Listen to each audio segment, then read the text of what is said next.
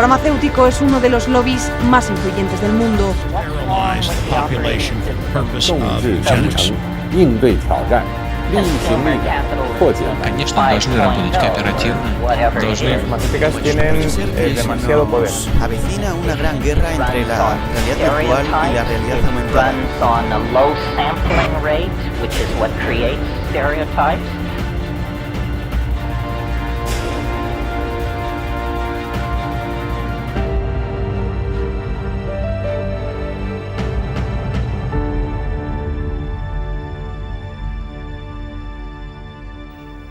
Hola, ¿cómo están? Bienvenidos nuevamente a esta nueva edición de Humo y Espejos. Como todas las semanas, acá los estamos esperando para mostrar lo que está sucediendo en el mundo y en nuestra región en especial. Así que antes de llevarlos con el tema de hoy, los voy a llevar a ver la columna de Azul, que está ahí ya bien preparada. Creo que va a seguir con el tema que tocaron la semana pasada, que era el tema del trabajo. Así que Azul, ¿cómo estás? Marcelo, ¿qué es lo que nos van a traer hoy? Bueno, buenas tardes a todos, buenos días, buenas noches, depende de cuando estén viendo este programa.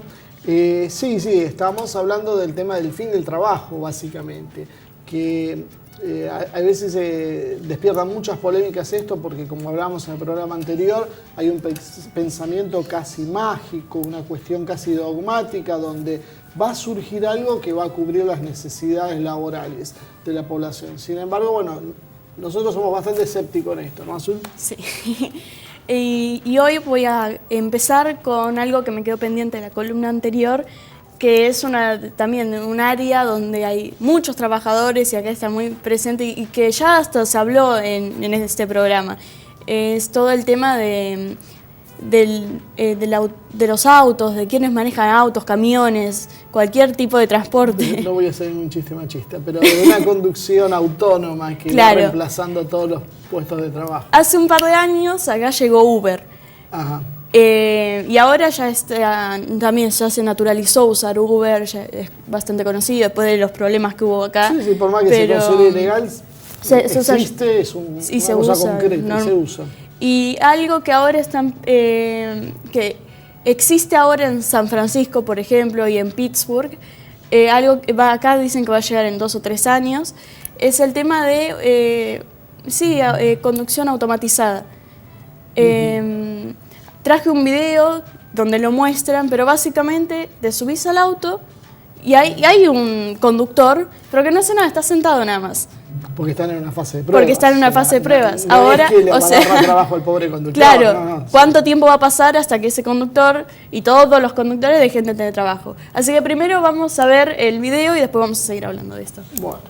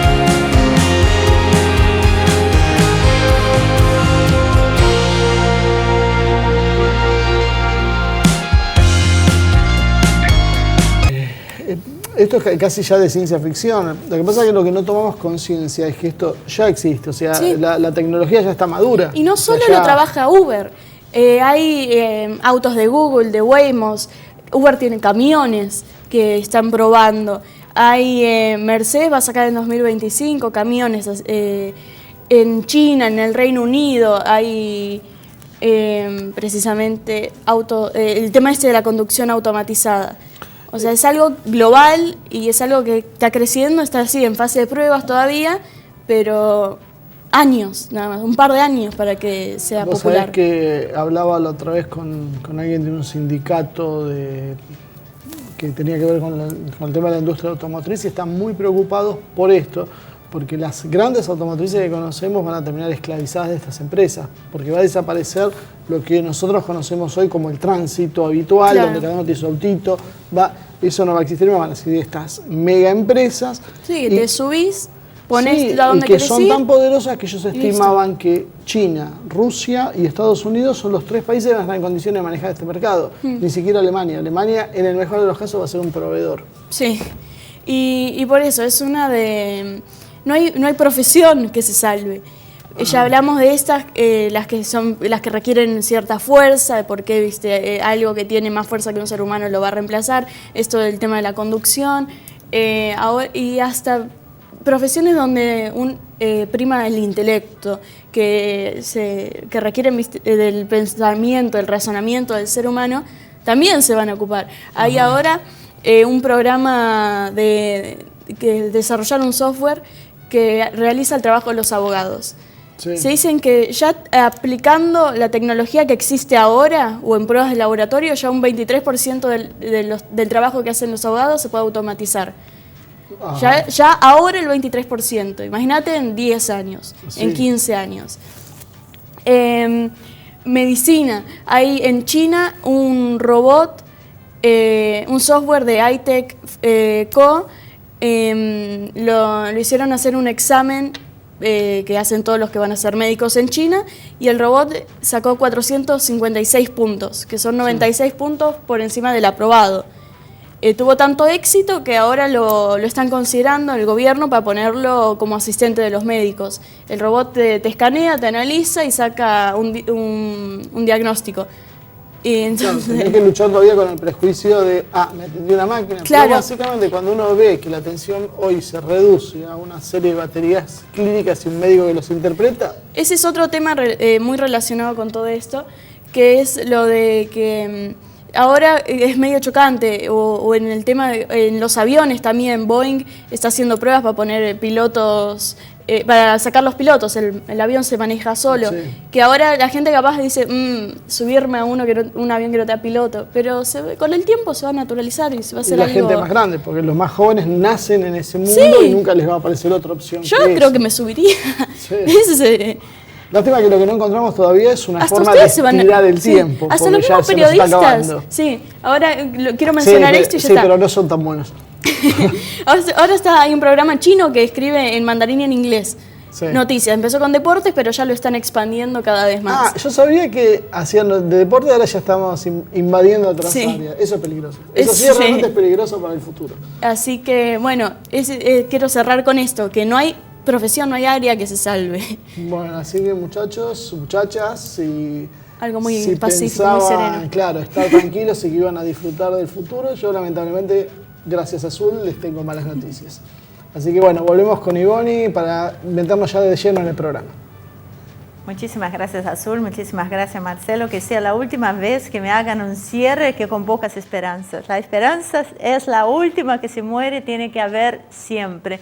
Sí, me quedé pensando en lo que dijo Azul en la primera columna, cuando dijo que los trabajadores nunca tuvieron un lugar privilegiado. Yo creo que este debería ser el momento, ¿no?, para los sindicatos que siempre lucharon por eso, de ver, porque si bien habrá los avances tecnológicos, dejarán mucha gente sin empleo, yo creo que primero tiene que haber una redistribución de la riqueza y por otro lado la necesidad de que no trabajemos tantas horas. Uno trabaja como loco 10, 12, 14 horas por día como si fuera la vida. Y yo creo que si tuviéramos el tiempo de trabajo mejor aprovechado también sería mucho mejor. Pero bueno, eso es pensar en un mundo ideal que yo prefiero irme con esta visión por lo menos. Muchísimas gracias, Azul. Nos vemos la semana que viene. Y con vos, Marcelo, después del corte nos vemos acá en el piso con el tema principal del programa de hoy. No se vayan. Enseguida regresamos.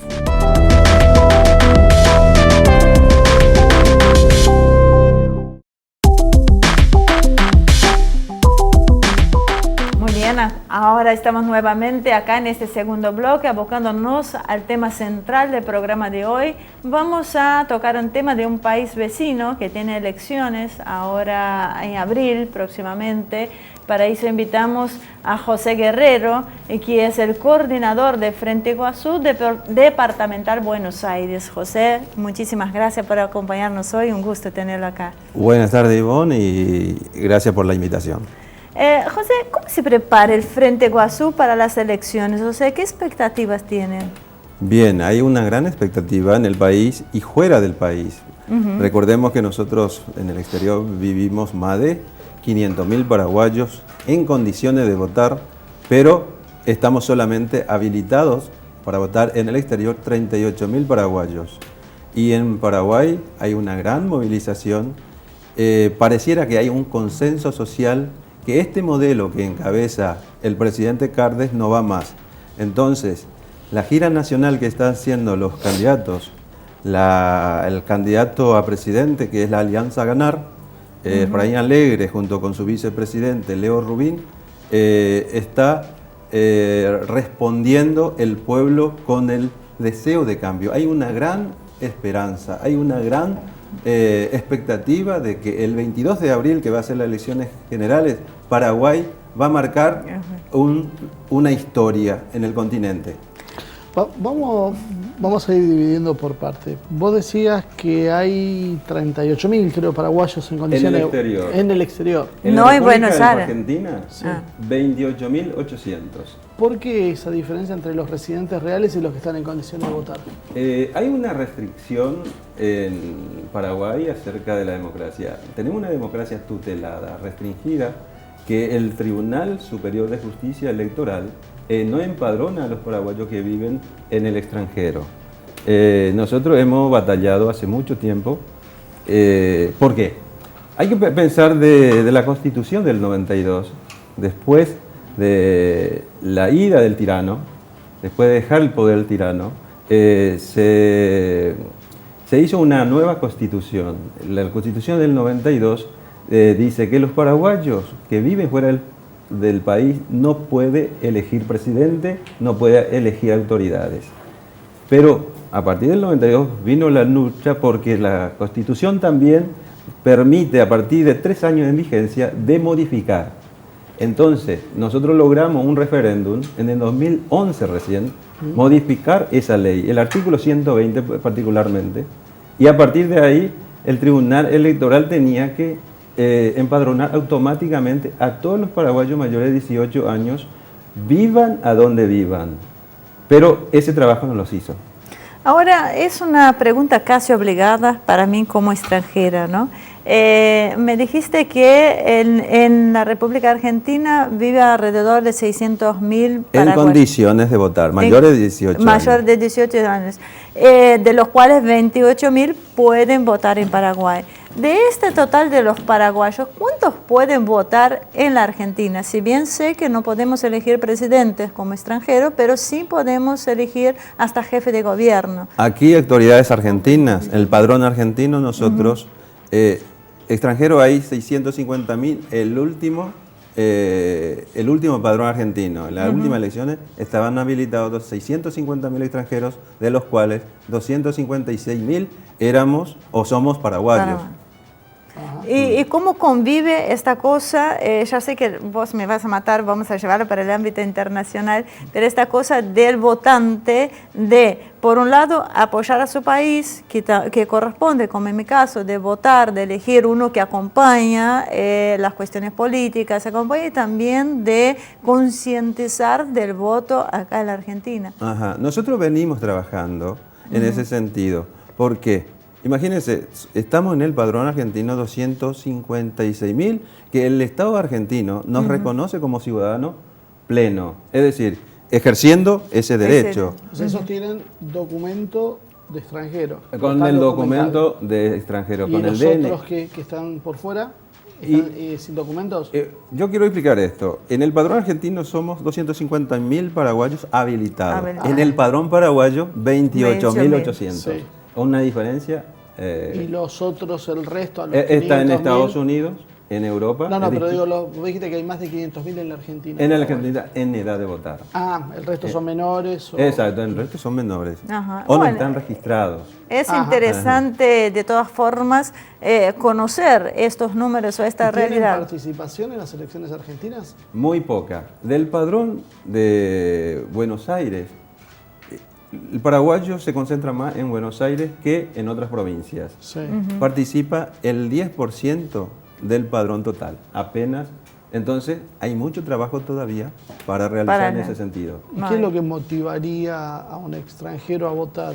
Eso lo digo por conocimiento. En mi caso, que me dejen votar, que me costó terriblemente como brasileño empadronarme, pero en el caso de los paraguayos, ¿qué los motivaría? Vamos a abrir un poco el camino a más de un político que se ve un poco dormidos con respecto a los extranjeros, y por ahí, conociéndonos, es más fácil querernos, y no haya este rechazo que a veces se dan, como el tema, bueno, ahora justo surgió con otra comunidad, pero como el tema de la atención pública y todo esto, ¿no? Bueno, nosotros partimos de esta lógica de razonamiento. Nosotros vivimos aquí, nosotros construimos Argentina con nuestro esfuerzo, con nuestro trabajo, y nuestros hijos, ya la mayoría son argentinos. Muchos casos, en muchas parejas paraguayas, trae sus hijos, nacido en Paraguay, trae aquí consigo, porque acá tiene la oportunidad de realizarse a través del trabajo. Y muchos de ellos también tienen oportunidad de estudiar, como en mi caso. Yo vine muy jovencito a la Argentina. Cuando terminé el secundario en Paraguay, yo no tenía oportunidades para poder seguir mi carrera universitaria. Tampoco podía trabajar, porque no había condiciones. Entonces yo aquí encontré lo que yo no encontraría en aquel entonces en mi país, es decir, trabajar y estudiar. Y nosotros consideramos que la Argentina es nuestro segundo país, por lo tanto, aquí nosotros nos realizamos. Acá construimos una sociedad fuera de nuestro país. Y vos o ustedes verán en el conurbano de Buenos Aires muchos barrios paraguayos, muchos asentamientos paraguayos que ahí, a través del trabajo, se van edificando, van construyendo, se van enraizando además, pero muchos de ellos tienen esa esperanza, ese sueño que va a volver a su país, que va a volver al Paraguay.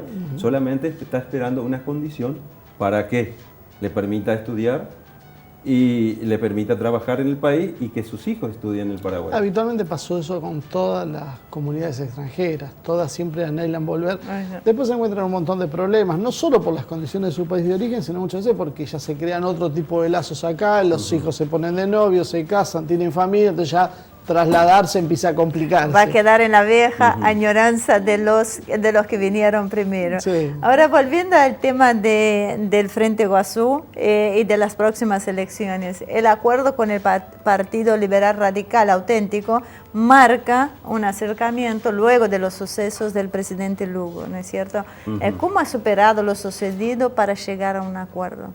Nosotros vemos que el Frente Guazú tiene un proyecto de país diferente a los partidos tradicionales que nosotros llamamos al PLRA y al Partido Colorado, que está en el gobierno ya hace 70 años continuado, y solamente la excepción fue ese 4 años de gobierno de Lugo, y en ese 4 años ese gobierno hizo un montón de cosas que el Partido Colorado no pudo hacer en ese momento. ¿Podés explicar algunas cosas? Porque uno en general no está muy al tanto de los detalles. O sea, vos decís Lugo, pero ¿qué significó el cambio de Lugo? El cambio de Lugo significó acceder, por ejemplo, gratuitamente al hospital, a la política de salud. Gratuitamente, y había remedio. Antes nunca eso en el Paraguay había. Por eso muchos paraguayos vinieron a la Argentina, porque acá ya había como un derecho el acceso a la salud integral. Y también en la escuela, en la educación en ese caso, que se entregaba útiles escolares, ya había merienda como se hace aquí. En Paraguay eso no se veía hasta 2008. ¿Y después de la caída de Lugo se mantuvo? No, se quitó. ¿Otra vez? La política de salud ha cambiado, ha vuelto en su curso normal, digamos. Sí. El servicio es pésimo y no hay medicamentos para la gente para curarse. Uno puede ir a sacar un diagnóstico, pero no puede comprar el medicamento. Ahora, Paraguay, si yo no entiendo mal, está produciendo medicamentos y aparte está teniendo una situación de relativa bonanza económica. Es uno de los países que mejor les está yendo en el sur en de el América. Continente. Y es el modelo para el gobierno de Macri.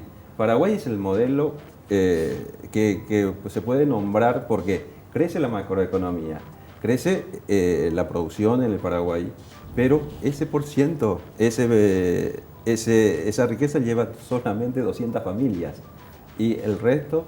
la microeconomía, si uno mira sector por sector, va desapareciendo, como la agricultura familiar, como los comercios chiquitos, como las pymes, eso no crece, pero sí las grandes compañías que siembran soja y engorda ganado, a ellos les va muy bien.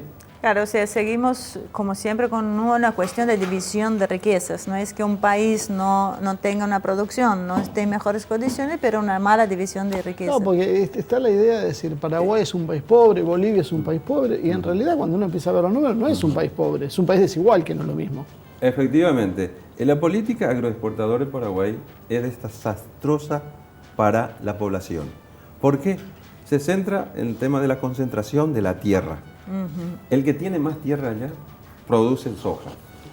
Soja deja una rentabilidad impresionante. ¿Son paraguayos o extranjeros los terratenientes? Hay de varios países, muchos brasileños. Empresas brasileñas están avanzando sobre Paraguay. Si uno mira el mapa de hoy y vemos el acceso a la tierra, la concentración de la tierra está en manos extranjeras, de argentinos, brasileños, uruguayos y algunos, por ejemplo, se dice que en Paraguay, en el Chaco, tiene George Bush hijo, tiene 40.000 hectáreas en el Chaco. O sea que hay diferentes lugares. Ojo, ¿sí? Vamos a empezar un problema acá con la triple frontera, que estamos bien representados. Vamos a empezar son las ahora. familias acá, porque tampoco Sí. es que los argentinos que viven acá a la vuelta son los dueños en Paraguay, precisamente. No, claro. Seguramente. Son también sí. un puñado de grandes empresarios. Es un tema bastante complejo porque, bueno, normalmente tocamos la región como un todo, pero pocas veces tratamos de analizar cada país, y Paraguay creo que es la primera vez que tenemos la presencia acá en nuestro programa. Porque la cantidad de paraguayos que viven en la Argentina, no se conoce prácticamente nada de la política interna de Paraguay, salvo que durante muchos años fue Stroessner el que manejaba Paraguay, después se supo de Lugo, y después el resto de la gente, si salís a la calle, probablemente ni sepa qué es lo que está pasando en Paraguay. Y está esa idea. Vos me comentabas fuera de cámara el tema también de la energía hidroeléctrica, que es uno de los pilares del proyecto que están llevando a cabo, que quieren llevar a cabo. Efectivamente, la Alianza a Ganar en su proyecto, y ese es el caracú que decimos nosotros en guaraní, que es la vértebra de este proyecto, es la energía. Nosotros consideramos que en Yacyretá e Itaipú, el 50% de lo que generan las dos represas, corresponde a Paraguay, al Estado paraguayo. Sí. Y nosotros en este periodo pensamos de industrializar la materia prima que tenemos allí. Entonces necesitamos esa energía para volcar al desarrollo nacional. ¿Y cómo lo vamos a hacer? Ese es el asunto. Para que la gente tenga en cuenta, nosotros utilizamos solamente el 6% de la energía que genera Yacyretá y el 29% lo que genera Itaipú.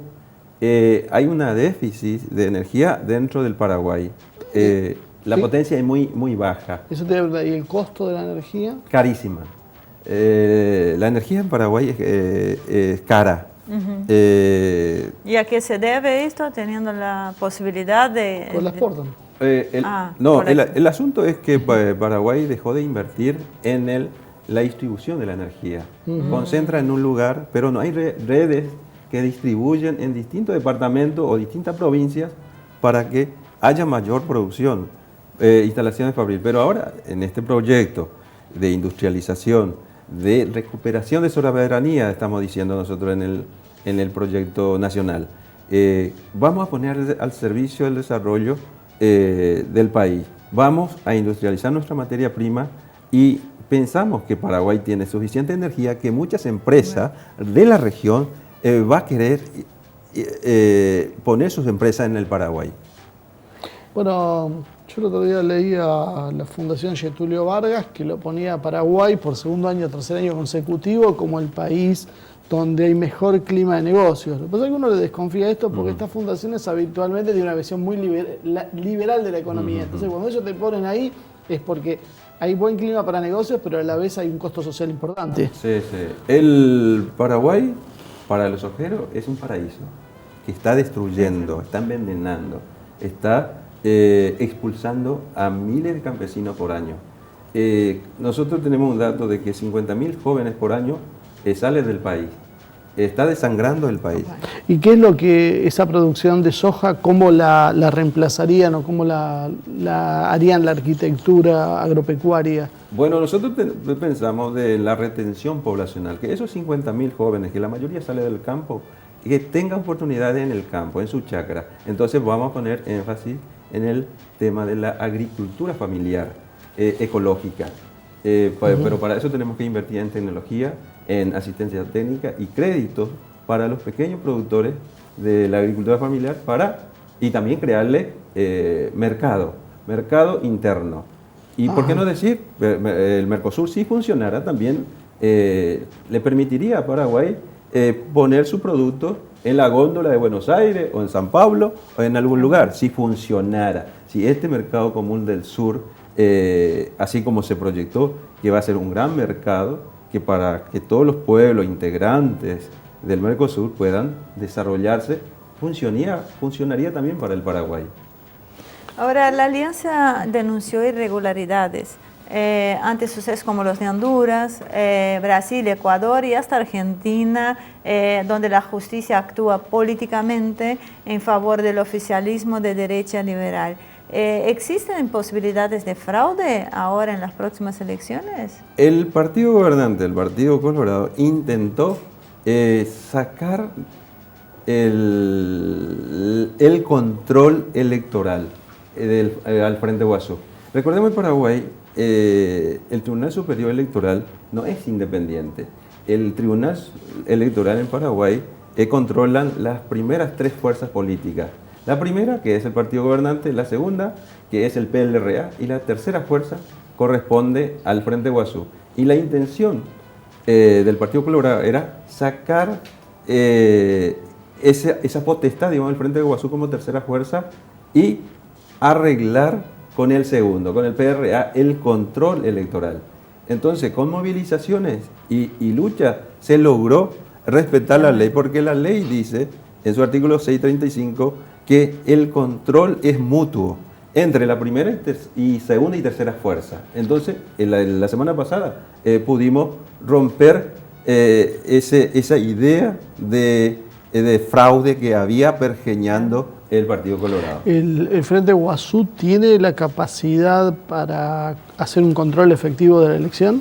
Nosotros, ¿llegan a todos lados? Para estas elecciones ya tenemos el alcance nacional e incluso acá en Buenos Aires cubrimos todas las mesas que se van a habilitar acá en La Plata, en la avenida 1 al 800 creo que es, no me acuerdo el local exactamente, pero es por la avenida 1 acá en La Plata, un local, donde están habilitados 6.000 paraguayos a sufragar.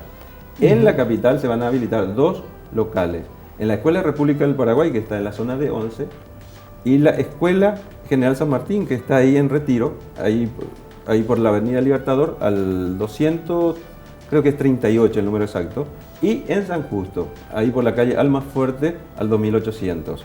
Y están habilitados en San Justo. Imagínense, una población que nosotros consideramos es una república del Paraguay, que vive más de 200.000 paraguayos, apenas están habilitados 6.500 paraguayos. Claro. José, lo tenemos que llevar a un pequeño corte, así que enseguida continuamos con nuestra charla. No se vayan, enseguida regresamos.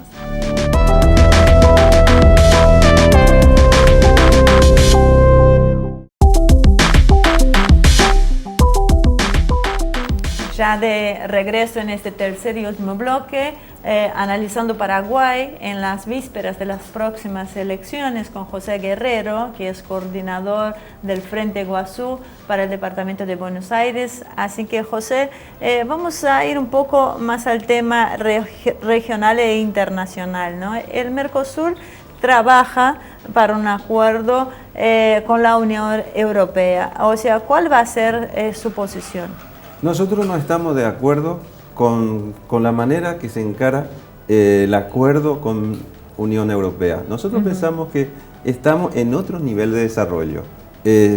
Todos los países miembros del Mercosur no pueden competir a la industria más desarrollada. Entonces tenemos que tener cuidado en la protección de algunas áreas de nuestra industria, porque nosotros queremos que nuestra industria paraguaya se desarrolle, pero no podemos competir con la Unión Europea. ¿Cómo vamos a competir con Alemania? Sí, no puede competir con Alemania, el sur de Europa, mucho menos vamos a competir nosotros. Acá, más que claro. Argentina. Claro. Entonces nosotros, a nivel regional, nosotros no queremos vender solamente materia prima, no queremos vender soja o carne a la Unión Europea. Nosotros pensamos venderle también productos elaborados, manufacturados, con valor agregado, como vende Argentina en algunos países, Brasil también. Y Uruguay y Paraguay son los países más chiquitos, más débiles, que necesitan un cuidado especial para poder, en este mundo de gigantes, en este capitalismo voraz, hay que tener en cuenta una política de protección, ¿por qué no decir? Porque uno mira el norte. ¿Cómo se desarrolla Estados Unidos? A través de la política de protección. Ellos en el discurso son muy liberales. Abran el mercado, abran todo. Pero siempre después que desarrollás. Y después, eso vos no le podés vender nada. Todos los países se han desarrollado con el mismo criterio. O sea, es la insubordinación fundante que hace falta, que dice Marcelo Bullo. O sea, es el tema de patear la escalera. Ellos, una vez que encontraron la fórmula, a todos los demás le están diciendo hagan exactamente lo contrario a lo que nosotros hicimos para desarrollarnos. Y no es potestad de Estados Unidos. He escuchado a Corea del Sur. Todos los países, cuando alcanzan un grado de desarrollo, le dicen a los demás abran la frontera, pero cuando ellos están en condiciones de competir. Bueno, por eso también Mercosur tiene que tratar de unirse. Bueno, los países actuales no son exactamente pro Mercosur, pero hay que trabajar de cierta manera en este mayor entendimiento para que funcionemos como región. Eso mismo, ¿cómo entonces terminan por hacer una evaluación de lo que es, de lo que fue, de lo que es y de lo que debería ser el Mercosur? Porque básicamente creo que es el punto que nos empieza a unir a todos y a veces la gente no tiene en cuenta. Paraguay es uno de los dos principales productores el quinto productor de soja, si no me equivoco, ¿no? Nosotros estamos en el cuarto hoy. Cuarto lugar en el mundo. Que produce soja. En el mundo, y están entre los 10 primeros también de carne. Estamos en el puesto número 8 en este momento. También sé que ahora están explotando uranio, si no me equivoco, producen energía hidráulica. Litio. El litio también tenemos. O sea, y aparte están asentados en el acuífero guaraní como Brasil y nosotros, lo cual hace que deberíamos tener muy en cuenta qué es lo que vamos a hacer como región. Entonces, ¿cómo ven ustedes el proceso del Mercosur? Del Mercosur nosotros vemos que hay un retroceso enorme porque cuando estaba Lula, estaba Néstor Kirchner, estaba Lugo, también estaba Chávez con el Venezuela también adentro, se estaba hablando de que va a incorporar también a Bolivia, a Chile. Nosotros veíamos que ese bloque de varios países iba a ser el camino. pero ahora lo dejaron a Venezuela afuera. A Bolivia no le aceptaron todavía su participación. Incomprensible los casos. Tenés uno de los países con creo, la mayor reserva petrolera que tiene Venezuela en el mundo, las reservas de Bolivia en gas, Sí. el litio, y te das el lujo de dejarlo afuera un bloque regional. Eso no hay explicación posible. No, yo creo que es un error táctico, estratégico, porque nosotros del Frente Guazú que pregonamos que haya integración energética. Paraguay produce energía hidráulica lo suficiente. Bolivia, el tema del gas, algo de petróleo. Aquí en la Argentina también producía eso. Y ahora producía eso. Sí, pero sí. ahora nada. Nada. En Brasil se encuentra que tiene el mayor reserva. Presal. El presal. Exacto. En Venezuela lo que se descubre que hay y no está integrada, no está integrado en los países. Entonces es un error garrafal que están haciendo la élite dominante, porque es claro que hay muchos intereses en esto, en el acceso a esos recursos, y por eso está generando lo que está generando Venezuela. Eso es claro. Acá en la Argentina, bueno, ya te dejo, Bueno, pero ya. en la Argentina vemos a veces que es una discusión, no digo que sea así, pero bueno, es una discusión que cada tanto resurge, que ni siquiera se ha logrado tener una burguesía propia. Encima, en realidad, somos un apéndice de una burguesía internacional. Y eso limita porque ni siquiera tenemos la ambición de crecer y puede ser la explicación de lo que te pasa también en Brasil, que si bien tiene una burguesía un poco más nacionalista, ahora está siendo presionada por los poderes internacionales para evitar que se pueda armar un bloque regional con una conciencia de hacia dónde hay que ir, ¿no? En Paraguay, ¿cómo es el tema de esta burguesía que decimos? ¿También es una burguesía subordinada o es una burguesía propia?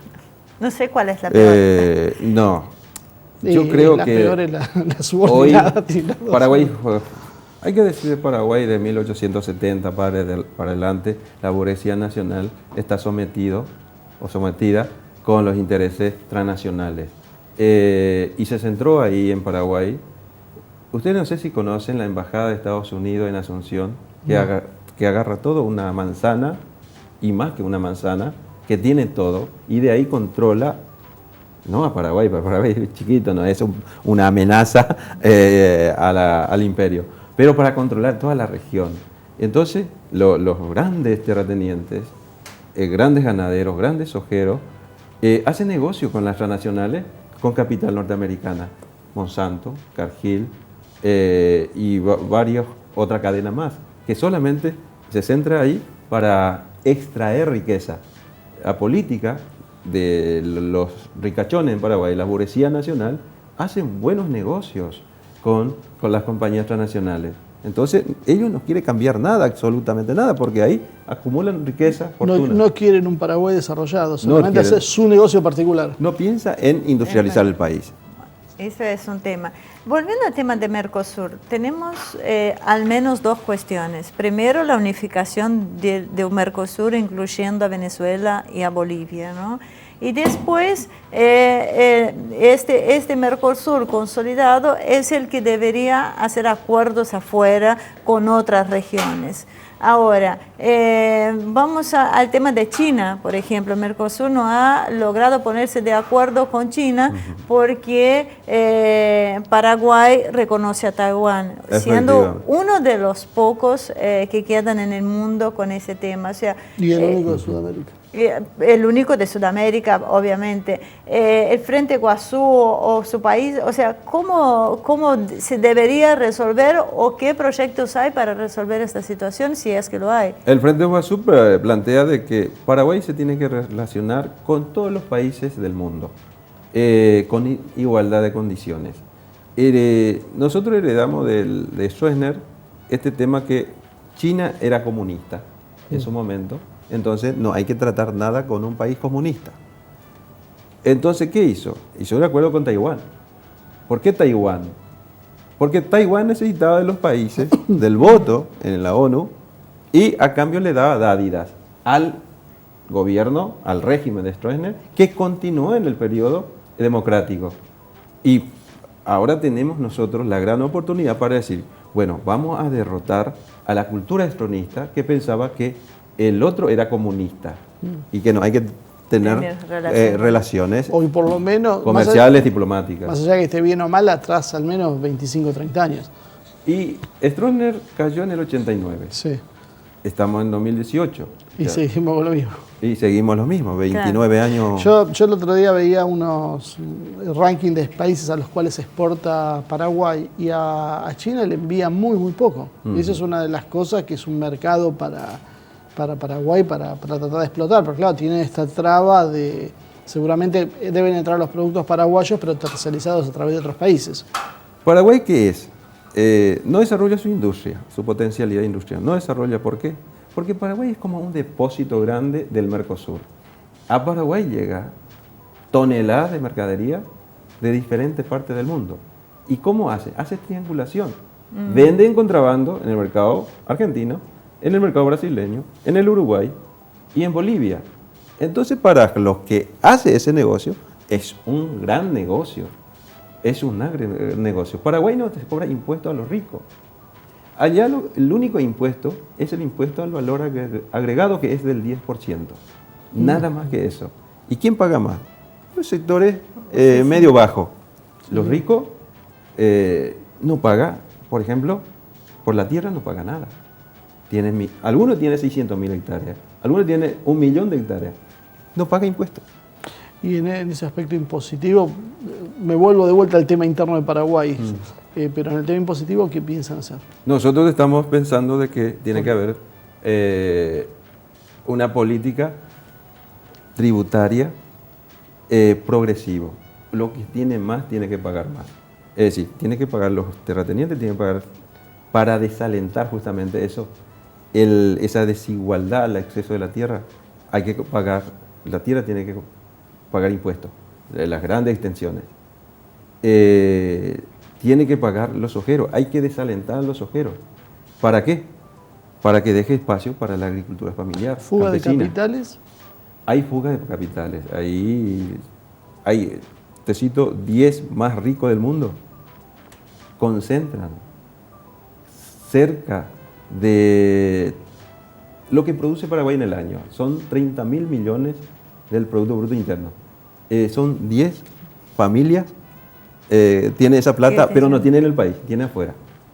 Tiene afuera. Solamente con ese ejemplo.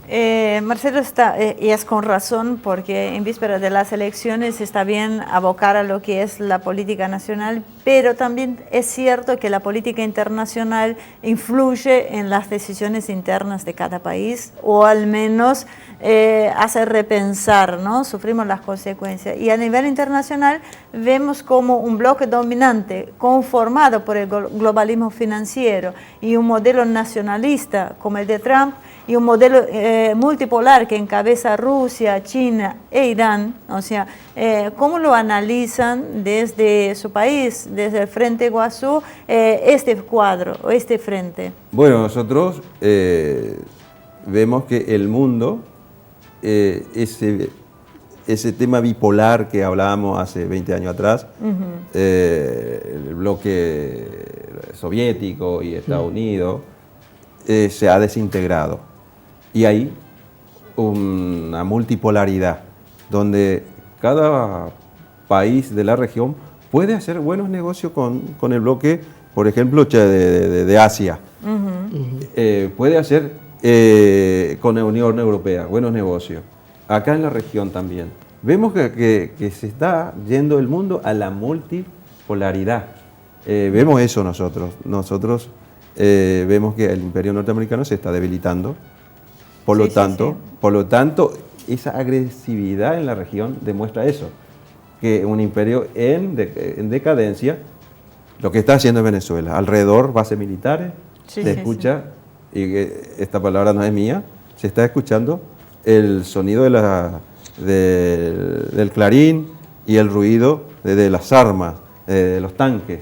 Y vemos que eso demuestra que Estados Unidos está en una posición en decadencia. Siempre se ha dicho que los imperios cuando están en decadencia es la época de mayor agresividad de ellos, ¿no? Eso se puede observar también. Yo personalmente observo eso. Y pues se te acaba el predominio que vos ejercías a través de otros mecanismos y lo único que ya se queda desnuda es la fuerza bruta. Entonces, esa multipolaridad, los bloques regionales tienen que aprovechar, y el Mercosur tiene que aprovechar eso. Por eso necesitamos gobiernos populares, no estos gobiernos conservadores, estos gobiernos que hambrean a sus pueblos y que no piensan en el desarrollo nacional para generar trabajo a toda la familia que integra el Mercosur.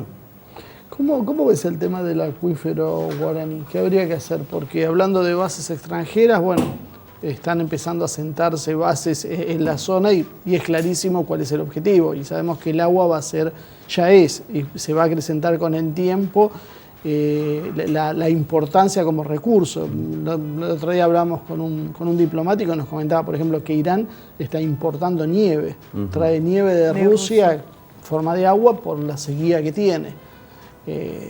Ante esta importancia, ¿cómo encarar este tema? Nosotros vemos eso es netamente de la soberanía de los 3 países, 4 países, en este caso, que el acuífero está de fondo, digamos.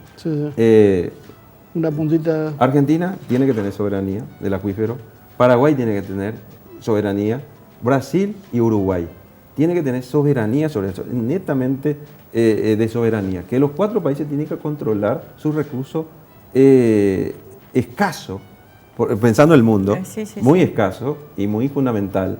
Es el agua. Ustedes los paraguayos tuvieron un problema parecido al de los argentinos, que fue una dictadura feroz, anticomunista. Si bien la de ustedes fue más prolongada, la nuestra fue cortada, la nuestra en algunos momentos alcanzó nivel de brutalidad que tampoco tuvo la de Paraguay.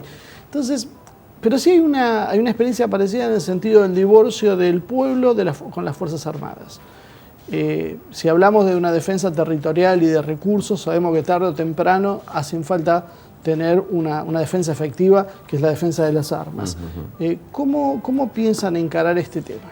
Este tema, mirando triple frontera, Argentina, Paraguay y Brasil, es un punto donde está nuestro preciado recurso, que es el agua dulce. Ahí hay mucho negocio. También hay mucho negocio negro, del mercado negro. Ahí pasan muchas cosas. Hay que controlar. Por eso es muy importante esto, que los 3 países que tienen límites, justamente donde está el tema del agua, que se ponga de acuerdo, que se necesita una fuerza armada para defender los intereses de los 3 pueblos en este caso, y pensando, extendiendo el Mercosur, lo que tenemos de riquezas naturales, tenemos que integrar a las Fuerzas Armadas y poner al servicio de la defensa nacionales, no solamente nacionales de la región. ¿Y cómo es el militar paraguayo en ese aspecto? ¿Está entendiendo este problema o todavía sigue con esa mentalidad liberal? Nuestra Fuerza Armada, te doy un ejemplo, en la zona norte del país hay 20 miembros que se denomina Ejército del Pueblo Paraguayo, EPP, la sigla. 20 miembros dice que tiene. Y nuestra Fuerza Armada no lo puede capturar ya hace 10 años. Está en la sombra, un fantasma, pelea con un fantasma.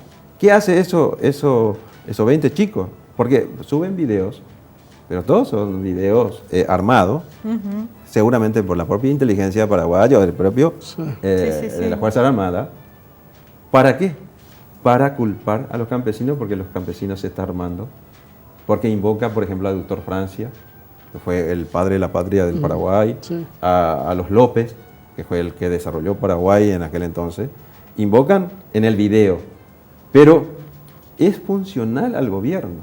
Todas las acciones que hacen, porque secuestran a campesinos, matan a policías, matan a los que lo tienen secuestrado, digamos. Secuestran, ponen a pequeños ganaderos, secuestran y después lo matan. Eso es un tema bastante complejo. Es bastante claro cómo trabaja. Claro, complejo y bueno, es difícil de solucionar por lo menos a corto plazo. Ojalá encuentren la manera.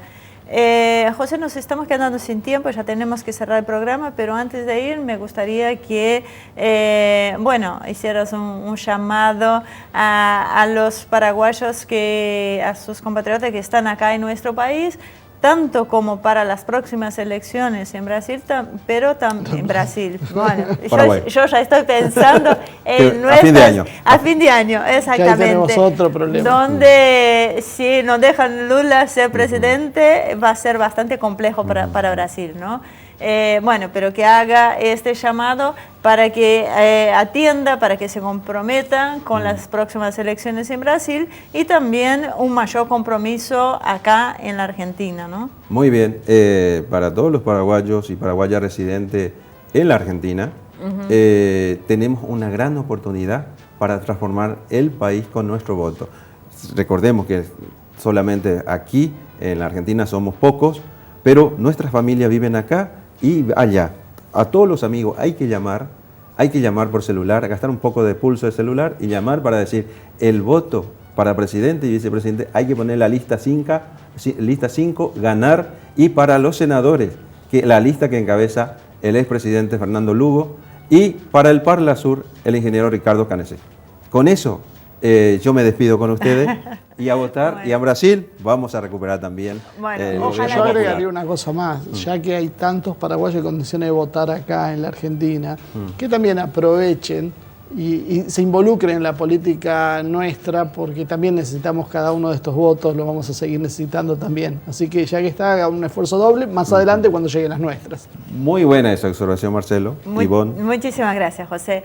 Bueno, y a todos ustedes, a nuestro público habitual y a los que vamos a captar paraguayos, que bienvenidos como extranjera que soy para ser parte de todo esto, remarco el pedido de Marcelo, que yo creo que nosotros extranjeros que hemos sido tan bien recibidos por este país, que la verdad con los brazos abiertos, en lugar de cerrar la atención pública a los extranjeros, yo creo que tenemos que apoyar a Argentina para que siga manteniendo, para que siga creciendo, para que siga pudiendo mantener esta cosa maravillosa que es educación y salud gratuita, y que las podemos llevar a nuestros propios países. La mejor forma es participando con nuestro voto en nuestros países y acá en Argentina. Así que con eso me despido. Espero sus comentarios en nuestro Facebook, también en nuestro canal de YouTube, haciendo alguna referencia respecto a si tenés dificultad o qué es lo que te alentaría también a participar un poco más en nuestra política nacional.